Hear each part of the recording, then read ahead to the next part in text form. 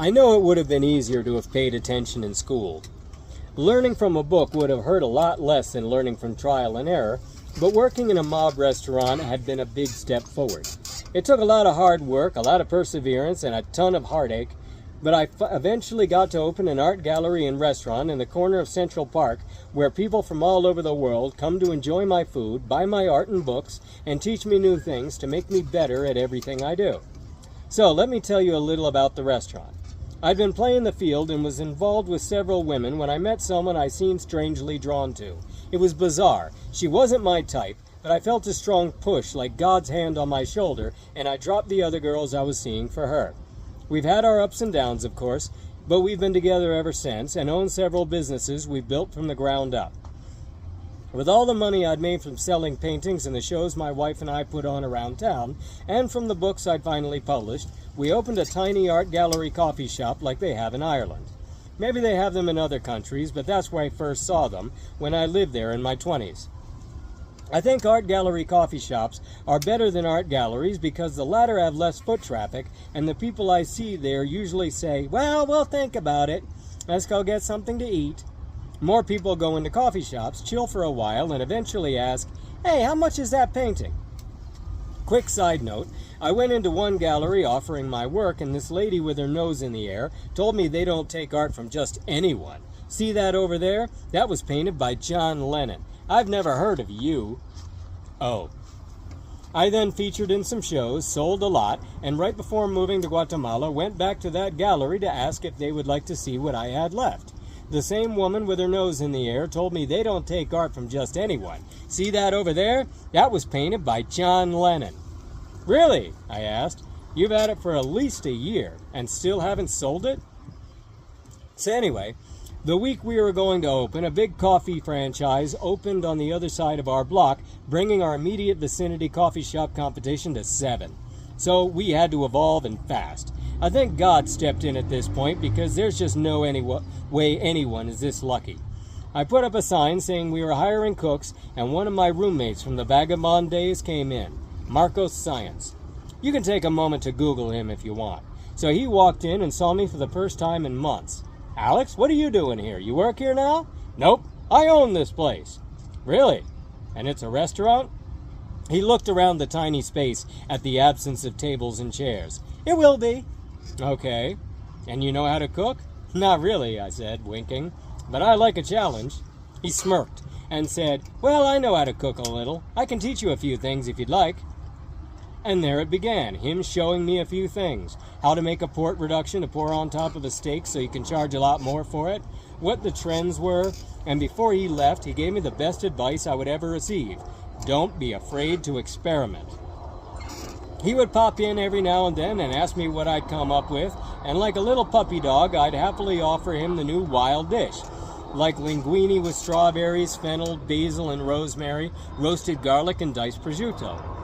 We did it for him and waited with expectant smiles. He liked it. He did not love it, but he liked it.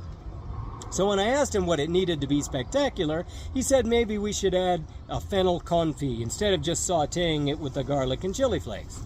"What's a fennel confit?" I asked, and he smiled slyly. "Figure it out."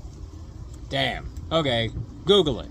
But there was nothing about fennel confit on the internet, at least at that time. So, shit. What's a confit?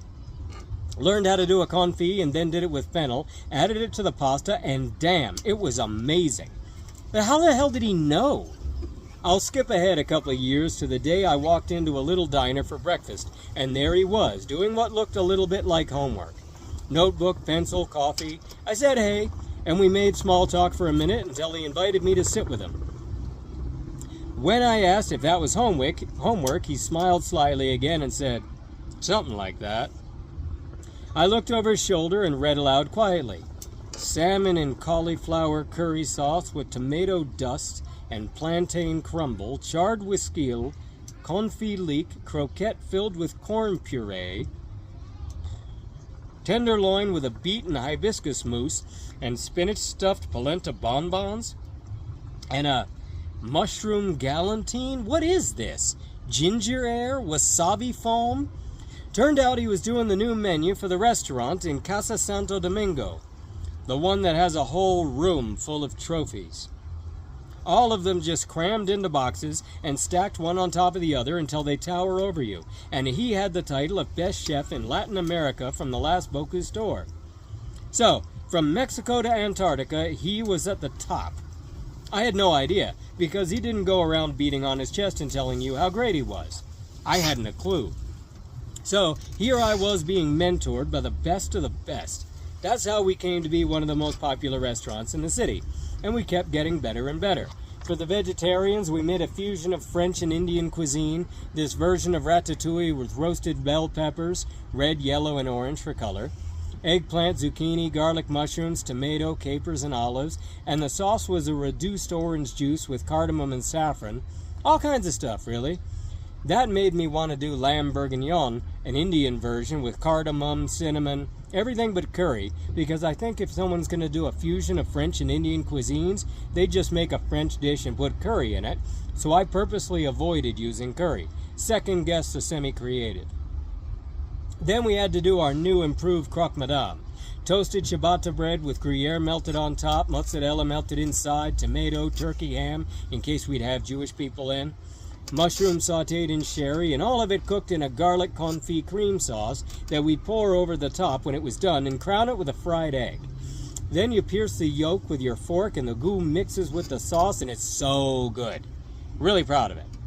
Yeah, once Marcos turned me on to confit, I started making confit everything. Confit tomatoes to put in spicy chiltepe linguine to give some relief from the heat. Confit garlic bread, which tastes so much better, I think. We had linguine and arugula walnut pesto with confit leeks. Confit baby potatoes on the side of all main courses with confit carrots and zucchini angel hair done with a mandolin. I remembered a dessert I had tried once, a presentation of which was beautiful. It looked so good that when I tried it, I thought there was something wrong with me. It tasted like it was just sugar. Maybe I had had too many sweet things that day, so I took it to go, tried it again at home, stood there and admired it for a moment, the sheer artistry of it, and then tried it again, and spat it out. It was all sizzle, no steak. So now I pictured it in my mind and wondered what it should have tasted like. It was mostly orange, so pumpkin, and it ought to have a nutty, oaky flavor, so cognac infused with cinnamon sticks to give it a little extra bite. And caramel, and diced apples too, since we have some ready for sangrias anyway, and we might as well have them serve two purposes.